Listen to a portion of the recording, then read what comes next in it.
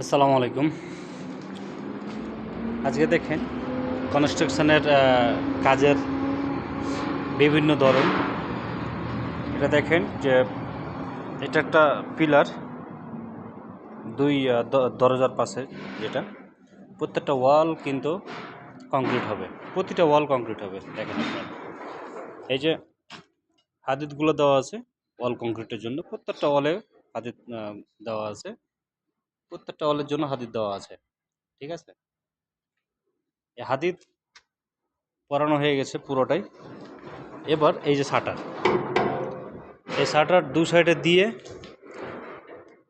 ছাদে হাদিদ দেওয়ার পরে একসাথে ছাদ এবং ওয়াল একই সাথে কংক্রিট হবে এবং অনেক মজবুত কংক্রিট হবে, এবং এগুলো প্লাস্টার করা হবে না, পরবর্তীতে প্লাস্টার করা হবে না, শাটার খুলে ফেলে দিয়ে রং করা হবে।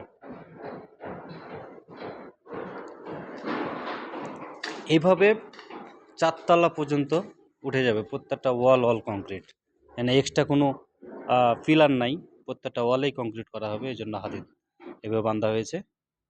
এবং দেখেন এই যে দরজা জানালা সিস্টেম করে আগেই ছেড়ে দেওয়া হয়েছে, দরজা জানালা আগেই সিস্টেম করে ছেড়ে দেওয়া হয়েছে, এবং দরজা জানালা ব্যতীত পুরোটাই কংক্রিট হয়ে যাবে। এই দেখেন এই ছাদের জন্য ওপরে শাটার দেওয়া হয়েছে, ওপরে শাটার দেওয়ার পরে ছাদে রড বাঁধা হবে। পুরো রড বাঁধা কমপ্লিট হলে ছাদ এবং ওয়াল একই সাথে কংক্রিট করা হবে। আজ এ পর্যন্তই। আল্লাহ হাফেজ।